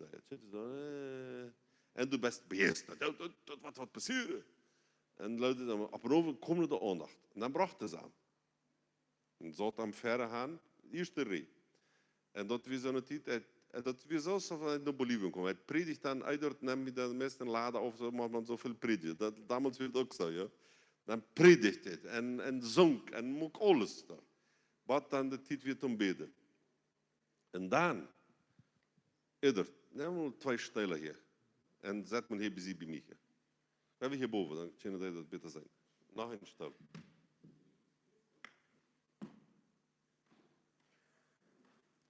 Het zie de heile en de beste kranke. Ja. Dat was maar het gerade. De wie leemt. En hij beet wat hij wist en wat hij niet wist. Hij beet me los. En dit wil hij ook zijn. De woestende church, de worst met je beet, oké? Immer een beetje meer beten. Wanneer er irgendwo mal hier is, nee, het beet eenmaal en de leven God versteht, wanneer het eenmaal beet. Dan brok het niet meer beten. Schmied het weg, beet verder, oké? Nou, het beet voor die met beet, en met eenmaal weer het meid, zat het me zo aan. Dat weer een lood, ja. Je hongert al zo, slijpt het al een beetje.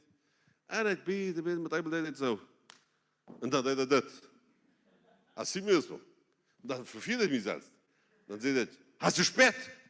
Jo. En sperrsdurst? Nee. Hast du spät? Jo. En sperrsdurst? Nee, niemand. Het vreet me zo zeggen. Het pokken ze, sperst, joh, dat is sperren, nee. Nou ja, dat wird de ganze Wunder von dem Abend. Der späte Witz dieser. Okay, nächsten Tag, het zegt, kom morgen vader, zegt het. Morgen is vader aandacht. Kom maar niet. Het is mensen, ja. Maar de 380, de traatje de mensen terug, ja. Ons met de 120 te blijven, ja. En eentje naar middag gaan vader bezitten. Zegt, kom vanavond, du wirst gezond worden. Kom maar, bracht het aan, dan zat er. En dan vader, beden. En dan in een moment, ik kon niet zeggen waarom het versperren is. Treit het hem zo op. Dan stond er voor mij. Het vervielt me zo, zei hij. Het zit ganz ernst. Het zit hem zo. Zat hij wat aan. De mens. Het vreet me zo, zei hij. En die dag, den oven tjentje zo was. Nu brug ik nog een volontario. Nog een. Albert, kom eens. Aldrin, kom schwimmel her. Den oven, dat je in zo'n huis. Dat er laden ligt. En zo langzaam dat je dat zo gewoon zo drogen ze aan de huis, die oven. Dankzij. Hier zijn wonderboeien geweest. En het vreet me zo zeer. Om dan komt maandag en we voeren een huis, dat we wit was, op een oven. Meest klok 12 de nacht roept de pastoor van de church me aan. En zit hem zo, Arno, het voelde me alleen een bezitje maandag te morgen. En zei, nou wat passiert? Dat ging niet meer. Ik dacht, Mensch, ans Wunder, wir maar 12 Stunden. Dat ging niet meer. Ik zei, Mensch, wat heb ik falsch gemaakt? Ja? En dan ooit de pastoor zich eentje naar de stad. Maar dan komen 3 middag naar zijn huis. En het huis weer zo hier, het huis weer top met de church. En dan weer de hof van de church vol mensen. En weet je waarom? Wist de jongen, die kwam alleen gegaan naar de church. En die heeft pad vandaag nog. Nee, maravilloso. En wanneer het 4 daar is, dan vangt aan te zeggen, met wem kan ik beten? Wanneer het 4 niet daar is, dan raadt man weg. Irgendwer sagt, kijk mal, da ist einer, der hat Probleme mit dem Mund. Nee, das raubt mich nicht an. Aber wenn der 4 da ist, dann sagst du, weißt du, ich hatte erste sein, das ist meine. Das ist mein Kund. Verstehst du das? Nu stell dir vor, dass jene, die gehen von Oberstof nach Haus, ja, voll von 4, sollst du von das schöne Haus jetzt von abend, und dort op aarde, da sind 3 Dämonen. Ein groot en 2 kleine. En de 2 kleine zeggen, waar we dem Christen mal pukseren? Dan zegt de grote, nee. Der hat den 4, leider nicht. Wir haben einen anderen zitten. Das mit dem 4, bitte nicht mit dem Ram pukseren. Dat verlieven we immer. Amém? En dat verlieven we immer. Amplie a tua base de oração. Merk den Grund von Gebet geraten. Dat hier die fan. Maak den Grund van je gebed grata. Een volsende church is een church wat den Grund van je gebed immer grata maakt. Pas maar zij op. De ganze hal wat jens die komen tot en met wenn je bedet is. Maak den Grund van die gebed grata. Ik had het ook geleerd met een evangelist Rainer Bonke. Zum Beispiel, wenn du für 10 gelähmte Menschen betest und keiner gesund geworden ist, du betest für den Nummer 11, als wenn die anderen alle gesund geworden sind. Du betest immer mit Hoffnung. Immer mit Hoffnung. Das, was ich dir vertellen war, das ich besagt, dass man in der Church in 1993, das ist in Korea do Sul. Dat we een prediker, dat is gestorven, Paul Jong-Gi-cho. Hij is van de hier, dat is man. De grootste church van Korea. Dat had meest 1 miljoen matchleden in zijn church. En hij had de gelegenheid en hij had hem zijn church bezocht. En dat is interessant bij hem zijn church. Korea in de 60 en de 70 jaar werd zeer arm het land. Vandaar is een zeer rijk het land. Ja? We hebben veel auto's hier van Korea, Hyundai en Kia en andere zaken. Maar dan werd het zeer arm, zeer arm. En dus pastor, die vangt aan te bidden. Hij schrijft een beetje van man bidden dit. En die vangt aan te bidden, damit ze ries hadden om eten. En dan komt de ries. En dan bidden dat ze een komtje houden om het ries nemen. Dan komt de komtje. En dan bidden dat ze een lepel houden om de ries eten. En dan bidden voor een dash en voor een stoel. En zo was deze gemeente in Korea do Sul. Daar je mee bidt. En we zijn in de church, duizenden mensen volgepakt. En dan zegt de prediker, nu willen we alle bidden. En dan bidden de alle los. En dat is niet, China, om opgeren te bidden, weet je wat we maken? Daar hebben we een sino, een Een schlingel. kleine klingel. Dat is een schlingel, een Ah, een grote grote schlingel. klingel. Peteng, peteng, peteng, bling, bling, bling. Dan weet je aan, we hebben opgeren te bidden. Stel je dan maar ver, zo'n gebedstond zijn.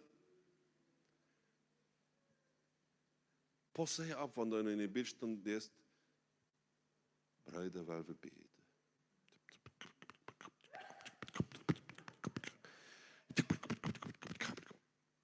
Amen, amen, bad maar je. Met een schlingel. Nu het wel op te bidden. Ja, en zo is het gemeente hier wassen. Oké? Een dag, dit is een prediker. Hij had 5 chainen. En een van zijn chainen weer verjeft. Dan roepen ze hem aan, verschwinden hoe die zin is verjeft. Ik weet niet met wat, maar die weer verjeft. En als ze aankomen, zeiden ze, die wordt sterven. Die wordt niet leven. En zo passiert, die sterfte, joh. En nu weer dood. En deze man heeft dan bij de stoel beziet, op het knieën en vangt aan te bidden. En hield niet op te bidden. En hield niet op te bidden. En de mensen weer door, en de jongen weer dood, de dokter al weer door, er is niets meer te doen. Vangen we aan rijk te maken, dus hij is dood, schließlich. 5 stunden. Dat hij bidden, de man, de pastor. 5 stunden. 5 stunden. Met eenmaal kotst de jong weiter op. En weet je wat hij zegt? Hij zegt, papa, du moet Jezus danken dat hij terug is. Nee, waarom? Dus hij is krijgt door voor. Krijgt door wat du op je neus wirst verdi door is Jezus. En het is bloos terug, dus het storf, het zag alle mensen hier, en dan zag het Jezus. En dan zegt het, Jezus, wel begonnen. Het is dood, sowieso. Wel begonnen. En dan zegt Jezus, ik kon niet. Wist die pa hier niet op te bidden. Du was maar te zeggen kunnen. Die pa hier niet op te bidden. Die pa hield niet op te bidden. En dat zijn ze terug. Mijn vriend, post me zei op wat ik nu wil zeggen. Hier niet op te bidden. Manche Sachen sind in dem Wort. Vielleicht ein Dienst, vielleicht ein Mensch, vielleicht ein Eier, vielleicht ein Geschäft. Hier nicht op te bidden. Een pliet op basis de oração, zeg maar. Merk die grond van je bed gerata. Maak die grond van je bed gerata. Verstehst du dat? Een wossende church, dat wordt de grond van je bed immer gerata gemaakt. Niet schlanda gemaakt. Manche mensen denken, nee, nu zit je al, het is zo'n christão maduro, het is zo'n christ. Ripa Christ. En wat? Een ripa Christ. Een ripa christ. Het braucht niet meer zoveel bidden. Dat leven is sowieso wat het braucht, wat het wil. En het bidt zo, wanneer het bij hem aanslopen zie. Bidden vol van Heilige Geest. Wo kannst du dat voorstellen als Johannes en Peter ver den Tempel dem geliebte Mann sagen?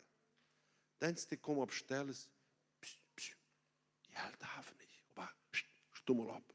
Aber abstelles. Abstelles. Die Bibel sagt, die kommen hupst den Donst in einen Tempel. Hey, stummel ab auf die Feit hier. Und dann hupst die da und tanzt die da. Und alle wussten. De 4 Gottes, meine Freunde, Antwort die ganz sicher sagt, dort wo die Schemel verjagt hat. Der lieve Gott, de Heilige Geest wird in manche Städte brengen, que a tua reputação já era. Wo die beeld van waar je best, wo dat verloren je. Ja, Die smakkerbeeld waar je best. Ja. En de wossende church, dat passiert ook door wie vanmiddag vertaalde.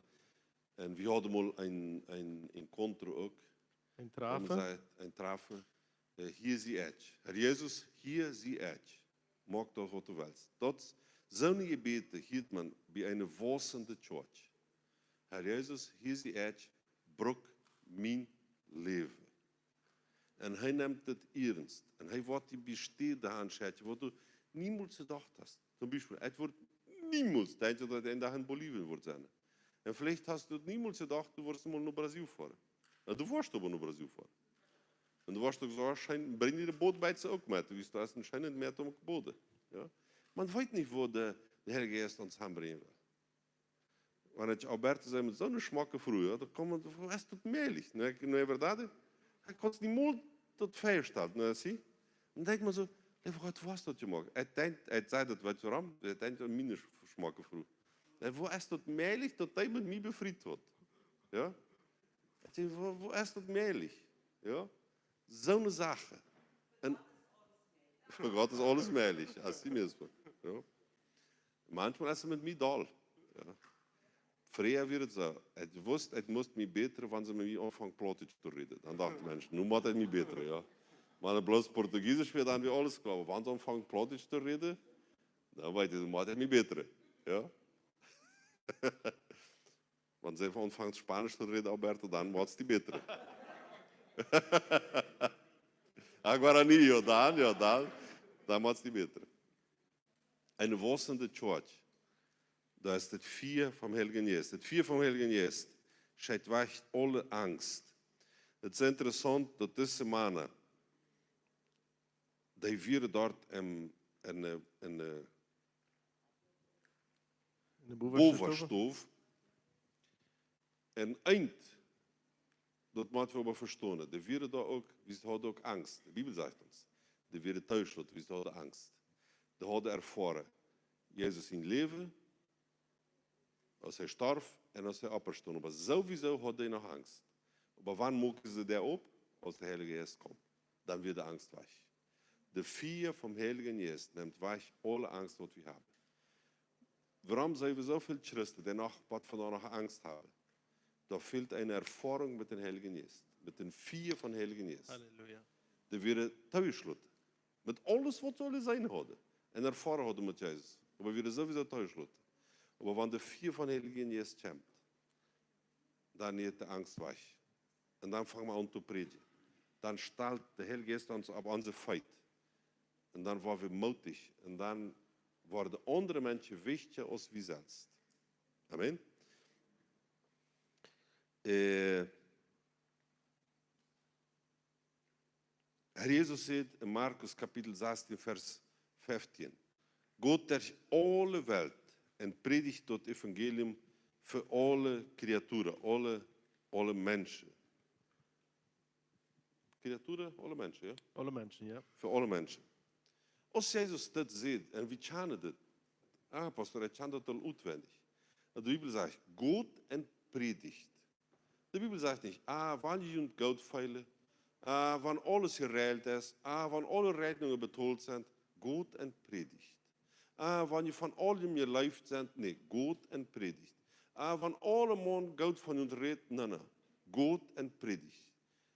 Wanneer je nog gasoline is in Bolivien, dan go en predigt. God en predigt, met of ohne gasoline. God en predigt. En zo kan bloos je hartje, wanneer we vol van Heilige Geest zijn. Wanneer we dat verzetje in onze zelfkracht maken, dan wordt man schwund meid. Wenn du ein Christ meid sitzt, dann kannst du weiter, hij verzet de Arbeit von Gott mit seiner Kraft machen. Wie können meid sein, hoe kan ik het erklären? Aber eine Satisfaktion dat er kan staan. Zum Beispiel, weil sei du bist ein Boer und du hast einen Tag über die Arbeit auf deine Maschine. Und ein von Tag dann bist du meid. Aber dort meid, du bist aber zufrieden. Kannst du verstehen? Man kann meid sein von krank sein oder meid sein von zufrieden sein. Hij dat handetje. Zet mal weer hier. Hij dat handetje.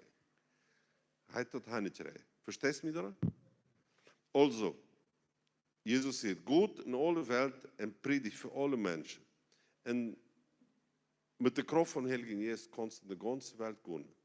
Und das ist auch sehr wichtig. Jeder, eine wachsende Church, hat immer ein Wort für alle Art Menschen, verschiedene Menschen. Zum Beispiel bei unserer Gemeinde dort in Brasilien, da passiert mal was. Das hat einmal hier verteilt, ziemlich ganz sicher. Aber ganz dicht bei unserer Church, da ist ein Campamento von Zigeuner. Hat er das mal verteilt? Dat is wel een stadregio. Weet je wat Zigeuner sind? Dat zijn ramwondende mensen, die reizen immer ram, aan één thuis. Ja, en die doen stelen en die doen zo hand lezen, weet je, Zauberer zo. Dat zijn mensen. Ja? Oké, en die wonen hier bij onze church. Dat is een groter campamento. Een paar honderd wonen daar. Die wonen in Zelten. Da. In Zelten, ja. Een dag zit er bij onze church, ganz hier bij de church, met mijn zin en een man wat arbeitet. En komt een kleine jongen heran, 10 jaar jong. En zegt zo, is du ein Pastor, ist du ein Pastor? Ja, warum? Wir sind ganz vergrult, jong. En dan zegt hij zo, mijn onkel heeft het slecht in zijn karp, hij broek halb. Dan wist hij al wat het weer, dan nemen we het aan met. En dan nemen we dat bij den campament rein. En een zelt nemen. En dan weer zo'n 10, 12 vroes met dan zo'n grote rocks, ganz bunt, zo. Ontratje, ja. Grün oder orange oder rood. Oder. En dan weer dus jong. En die weer bezeten en die verzocht hem te houden en die schrift en brult. Nou ja. Dan nemen we dan en dan die we geen opleiden en die we wijszetten. En dan vallen gaan en hiel daar schrijkelijk veel. En dan noemen Jezus aan. En dan weer alles roeien. Shit, dat is niet alles aan. Die erzählt bijna weer. En dan vroeg ik je. Weet je waarom dat met hem passiert weer? Ja, wie weet het, pastor, wie weet het? Ja, wie weet het? Waarom? 3 zaken, pastor. Eerstens, hij moet een andere man wonen.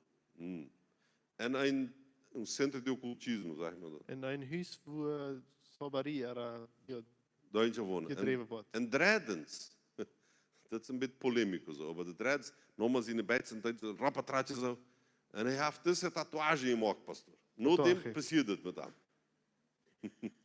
Ik weet niet of de tatoeage wel eens maken, maar als je dat eine maakt, kom met mij naar een campament van de Zigeuner. Dan kannst du bitte entscheiden, ob du willst werkelijk een tatoeage maken of niet. Nou ja. En waarom vertel ik die? Noordem vangt onze church met mij bunt te worden. Wie deze mensen komen dan aan onze gemeente? Vangen te komen.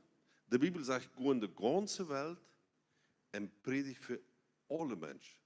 De lieve God wat in de mondje steden brengen, de 4 gods wat die brengen, mensen wat ganz anders als tu zijn. Ganz anders. De eten andere zaken, de traat zich anders aan, de reden komisch, ganz anders. Aber de 4 gods van Heilige Geest, wat die leven voor al deze mensen, en dat was voor den predikeren en die waren zich ook betieren.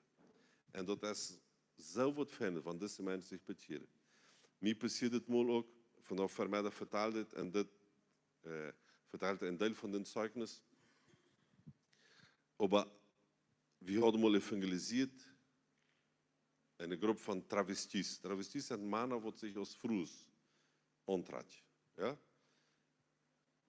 En dat we een vrouw, een prostitute. Hoer. Eine huur. Eine hoer. En die past op een paar meest 100 zo'n casas noturnas op in Curitiba, in onze stad. Casas noturnas, zeg maar dat. Zo'n hiezer met rode lichten, hoe we dat hier namen. Hiezer met wat? Rode lichten. Hiezer met de rode lichten, krijgt dat. En deze vrouw hier, dat we hadden den evangelisiert. En maar wie een Christ. En dan hier ze dat, dan zei ze, pastor, kannst du met mij ook kunnen evangelisieren? En dan fuhr ik met een oudere vrouw van de gemeente. En het redt van een wazende church. Een wazende church, de Heilige Geest, wat die brengen nog steeds, waar du niet aan willst. Dat gaat niet zijn. Het vertelt, het zit je van de vermijden van mijn raadste zin weer, ja. Het en mijn vriend wie een dan schmeetje. We waren vielleicht 10 jaar of 12 jaar oud, wie we dan. En dan zo nu wel we smeten. Dan we smeten 1 minuut en een half ongeveer, dan komt de prediker Enrique Ernst.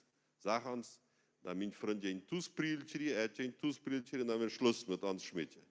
En dat is het slimste wat ik kan vertalen van mijn leven onder Jezus. Ja, het is nog slimmer te vertalen. Dat weer de raadste zijn. Im half van het Schoit nog zo. De schrijfelijk grote zijn weer dat. Dat weer slim. Dat weer slim. Also, ik had niet grote ervaring met de huis van Rode Licht en dat alles. Maar wie gingen daar evangeliseren? En dat is zo interessant wat daar passiert. Wat deze mensen zich bekeert, een onder de andere. Een onder de andere. En we hebben een Malaysia, een espaço, een stad. Wir haben ein geschafft, eine Stadt, eine Je Stadt. pacht, krijgt daar waar de huizen van Rode Licht zijn. En daar hebben Jezus mij aangevangen. En daar hebben zich zoveel vroeger bekeerd. Als we dat gepacht hadden, groot gepacht, ik kocht een stedel voor deze vrouw, wat zich toen al bekeerd had. En dan zei hij tot mijn vrouw dat we een zin went over klok 11 op en over, we hadden een chast gemaakt en we met zo'n aanzug en ze werden zo'n schmak en sleit. Zo, ja. En hij zei, wanneer het wat die wiese, waar we een spacio gepacht hadden, een stad gepacht hadden. Nou ja, dan voeren we de ganze midden van de stad, waar al deze huizen met de rode licht, waar brengt u mij aan? En wacht, er wordt niets passeren, ja. En dan hullen we ver deze stad aan, en we bevallen mensen, dat werkelijk al wat benoemd. Ik stond, wieso zijn het geen mensen? Ja, het is een programmatie. En weet je wat er passiert is? Dat we een prostituee, Eine Höhe. een man, een 23 jaar jong, wat zo latinjes zo opzamelen deed op een gas, zo'n kleine Köffeltjes ab. opwassen, die we doodgeschoten van de politie. En die hadden ze nog niet aan de hand te brengen. Dan hadden ze zo'n kleine zwart bezorgd en die hem door gebracht. En deze vrouw, die lag op de zorg en bril zo desesperade weer. Ja? En die hadden een pakketje met een paar bloempjes, zo om op in zijn charpa doen. Dat is schrikkelijk treurig. Ne? Hij zag dat aan, dan voelt ze in de Bijbel, waar we van te prediken. Dan van we te prediken, dan komen er mensen in. Dan komen mensen in. Mensen wat man niemals zit, wat du nog niet zit, maar die zijn daar. Dat is werkelijk al wat benauwend. En daar staat weer volgepakt van mensen. Mensen wat op een avond op een gas zijn. Dan hebben we gepredikt.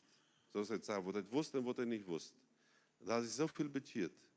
En deze vrouw, wat er zo schreeuwde op de charpa van de dode man, die werd dan getroost, immediatamente, spiritueel heeft hij getroost, ze recompos.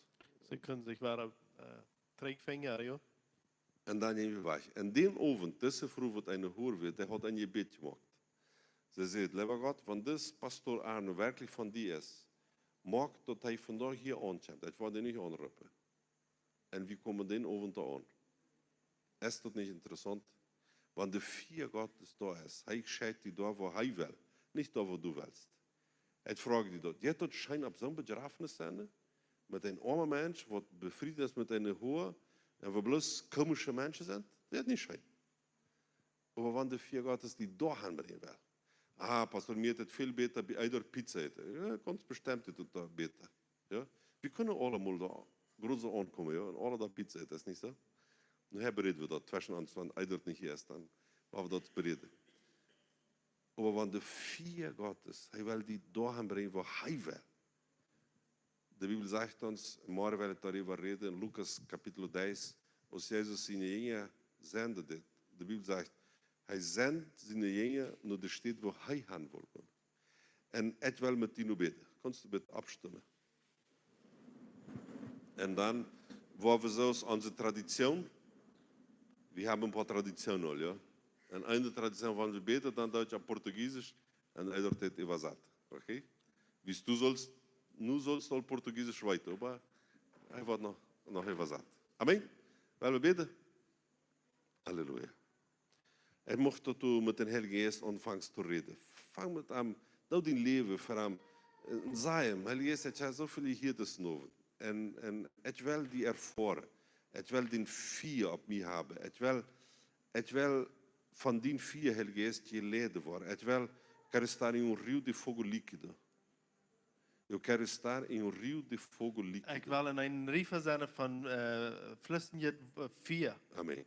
Pai Celestial, obrigado por essa noite. Vooral veel dank voor deze avond. Obrigado, Espírito Santo, porque o Senhor está aqui. Dank Heer Jezus dat u hier bent. Obrigado pelo teu fogo nesse lugar. Dank dat die vuur Obrigado pelo teu fogo sobre as nossas Dank vidas. voor die vuur van ons Obrigado leven. porque cada um está preparado Dank dat iedereen eruit is. para ser lançado Dat geschekt wordt. num tempo novo, In een nieuwe tijd. tempo de glória, Een tijd van tempo de heiligheid. frutificação, Een tijd van vruchtdrouw. tempo de milagres. Een tijd van Eu wonder. declaro Espírito Santo, Dank Heer Jezus. liberdade. Voor de vrijheid. Eu declaro liberdade Ik spreek vrijheid. em cada coração. En ieder hart wat hier is. Espírito Santo, eu peço agora Heer Jezus, ik vraag die nu. que o Senhor venha como ali em Atos capítulo 2. Dat u kan zo komen als in Apostelgeschichte Que o teu kapitel 2. fogo possa estar caindo. Dat die vuur kan Senhor hier Jesus, que o Senhor vallen. possa batizar cada um. En Jezus Com o tooft Espírito iedereen Santo. met een heiligheid. Que cada um possa experimentar En dat iedereen dat o fogo de ervaart. Deus, Vuur van a glória God. de Deus, Nu. o poder de Deus, De kracht o Gottes. favor de Deus, De- em nome de In Jesus. Jezus zijn naam. Maak die moel op en vang om te bidden. Vang om te bidden, vang om te zeggen wat groot God is. Wil je am luisteren. Comece a declarar Vang aan te zeggen. as grandezas de Hoe Deus. groot hij is. Abra sua boca. Merk die muur even Fale com Jesus. Red met Jezus. Fale com o Espírito Santo. Red met een E heilige se Jezus. você receber línguas, En wanneer je ontvangt in tongen te reden. abra tua boca. Dan merk Ora in die línguas. muur open. Vang aan Deixa o tongen te Espírito reden. Santo tocar a tua vida. Loot in heilige Jezus. die Obrigado, leven ons Espírito schieden. Santo, por essa noite. Dank je, Receba Heer Jezus, voor deze na louvor. tua vida o Querido- poder de Deus. querido, Receba kracht Gottes o in poder dien de Deus na leven tua vida. Receba agora o Querido, poder nu, de Deus na tua de vida. kracht Gottes in Receba dien o leven. poder de Deus na tua vida agora. Querido, kracht Em Gottes nome in de dien Jesus. leven. Em In nome de Jezus zijn Jesus. naam. In Torre Jezus queira zijn naam. labamas, tere labachorri queira labamas. Tere labamas, torre queira labamas, tere labamas. Torre labacheira labamas, torre queira labamas. Tere labamas, torre queira labamas. Tere labamas, torre labamas, tere labamas. Torre labacheira labamas. Continue falando das grandezas de Deus. Red wieder van wat Continue groot hij exaltando o is. nome de Jesus. Zij Receba, nome é. receba, Querido, receba, querido. receba, Querido. receba em nome de Jesus. Jezus zijn naam. Terra laba chorriqueira laba mas. Torre laba masteira laba chorriqueira laba mas. Abra sua boca, Merk die nul abra op. sua boca, não tenha die vergonha. nul op en Fale druk das ze niet grandezas de shamen. Deus. Fale das grandezas Red de zij wel Deus. groot hij Tere is. laba chorriqueira laba mas. Tere laba mas. Torre queira laba mas. É o fogo que faz diferença. vuur maakt een Receba, onderscheid. En receba querido, o fogo de vuur- Deus na tua vida. querido, vuur in Receba o leven. fogo de Deus na tua vida. Querido, É vuur teu, Gottes já in está die aí, leven. já está aí, já está aí. Dat Já is está al aí, doa. já está Dat aí. is al doa. É seu, receba. Em nome de Jesus. Querido, Em nome de Jesus. O fogo de Deus na tua vida. O poder de Deus na tua kracht vida. Gottes in die Receba, leven. receba. Querido, O poder de Deus para pregar. de kracht O te fogo de prediken. Deus para alcançar lugares mais altos. Dat u kan zo'n steden erreiken. Em waar u Jesus, nog niet erreikt had. In receba, Jezus zijn naam. receba o Jezus fogo de zijn Deus naam. na tua vida. Querido, dat vuur gaat als over Receba, die leven. receba mais agora, Querido, agora. Maia, nu, Teira, nu. laba, chorriqueira, laba mais. Jesus é o Senhor que batiza com o Espírito Herr Jesus, Santo. als de wat É o que eu tof declaro en sobre Heilige cada Geest. pessoa. En ik Em spreek nome met de iedereen Jesus, die wat declaramos, was. Pai, o batismo com o Espírito tofe van Santo. Heilige Geest. Receba na tua vida, receba o fogo de Querido, Deus, die leven, o poder de de kracht Deus. Gottes, het Alguns vuur de Gottes. vocês verão anjos. Eentje van jullie Outros waren terão engels zijn. sonhos essa noite. En eentje waren Preste dromen deze atenção. zovens. A voz do Pas op. Espírito Santo. Pas op, Preste de stem atenção. van Heilige A Geest. voz do Espírito Santo. De stem van Heilige Receba o Geest. poder de Deus na tua Querido, vida. kracht A Gottes glória in de die Deus na leven tua nu, vida. in die Receba. Em nome do Senhor Jesus Jesus. zijn naam. Receba o poder de Deus. Querido, O kracht fogo de Gottes, Deus na dat tua vida. macht Gottes, Receba dat vuur agora. Gottes. Poder de Querido, Deus. nu, Poder de kracht Deus. Gottes en A vuur glória de Gottes. Deus. De Receba na tua heiligheid vida. Gottes over die leven. Die Receba o krijgt fogo de Deus na tua vida. Querido, de Poder heiligheid de Gottes Deus. over die A leven. glória de Deus. De heiligheid Receba. Gottes. Receba o batismo com o Espírito De Santo tof agora. Heilige Geest. Receba agora, agora, agora, agora. nu. Espírito Santo agora, o teu Heilige Geest, fogo, nu. a tua glória, o teu poder, a transformação que De só o Senhor pode verandering van trazer. dien Tere laba, chorri, wordt queira van dit laba, jaar. mas. Receba Receba o fogo de Deus na tua Querido, vida. für Gott, Receba. für Gott, Receba o fogo de Deus na tua für vida. das Leben. Receba o fogo de Deus. Obrigado, Espírito Santo. Continue orando. Dankeschön, Herr Não Jesus. pare Du de kannst wieder orar. beten. Continue declarando as Fang grandezas einfach de an zu Deus. sein und wieder Deixa o beten. Espírito Fang an Santo zu tocar a sein. sua vida. Lot den Heiligen Jesus mit deinem Leben arbeiten und Receba o fogo de Deus na tua vida. Dort für Gott das Leben Receba dein aquela Leben. chama de fogo. Dort für die Receba. Flamme. Receba a alegria do Espírito Santo. A alegria do Espírito Santo. Receba o batismo. Receba o dom de línguas. Receba. Em nome do Senhor Jesus. Em nome de Jesus. Receba na tua vida a glória de Deus, o fogo de Deus, o favor de Deus. Obrigado, Espírito Santo. Receba, receba o poder de Deus na tua vida. Receba na tua vida a glória de Deus, esse novo tempo. Receba em nome do Senhor Jesus. Fogo de Deus na tua vida. Receba, receba, receba. Receba em nome do Senhor Jesus. Em nome de Jesus. Obrigado, Espírito Santo. Obrigado, Espírito Santo. Receba o fogo de Deus, a glória de Deus, o poder de Deus. Obrigado, Senhor Jesus, pela tua presença aqui conosco. Obrigado porque é o Senhor que nos batiza. E uma vez mais eu declaro o teu batismo com o Espírito Santo sobre cada pessoa que aqui está. Pai, declaramos um novo tempo. Tempo de ousadia, tempo de alegria e tempo de colheita. Em nome de Cristo Jesus. Amém, amém, amém. Você pode aplaudir a Jesus? Amém. Amen. Amém. Glória a Deus. Glória a Deus. Fogo de Deus, Alberto. Fogo de Deus. Amém. Fogo de Deus. Het vuur van Heilige Geest, dat brengt ons wieder. Halleluja. Du konst zoals de 380 in een tempel ruhig zitten, opstellen, naar een huis komen, naar water komen. Oder man komt te 120 op deze bovenstof en immer de hoop niet hebben. Pastor, wat heb van daar is mij nog passiert? Heb immer de hoop niet. Bij mij wordt even sobrenatural. Even natuurlijk het passeren. Even natuurlijk het passeren. Amen. En pas maar op, de Heilige Geest wat de ogen van manche opmaakt. Du wirst engel zijn. Du wirst droom hebben, wat du niemals gehad hast. Vertel dat wat du droomst met de anderen, met die compañeros. En damit du wassen kannst daarbij. Heeft irgendwer, zit irgendwer een engel, heeft irgendwer in zijn, kannst du belust de hand opgeven. Oké, du wirst zijn. Kannst du het leven? Amen. Dat zijn groot, dat zijn storch. Verjaardes imagem, de kleine engeltjes, wat met zo'n kleine asinjes, wat man Kleine vlechtjes. Kleine vlechtjes, dat heeft het niet. Dat zijn grote storch. Oké? Pas maar op. Amen. Amen. Vrij me zijn met jullie te zijn. Ja, en we waren, wanneer Eidort niet thuis, dan waren we ons altijd bereden. We waren mal naar zijn huis komen, ohne ons te zeggen. En Eidort, we komen pizza bij een pastoor eten komen. Ja? Dat versteht hoe de pizza maakt. Wist je dat? Wer heeft hem zijn pizza al eten? Nou, viele haben noch nicht, Eidort. Weißt du, wir machen mal Pizza machen für diese Menschen. Dankeschön, Gottes Segen. Das ist sowieso.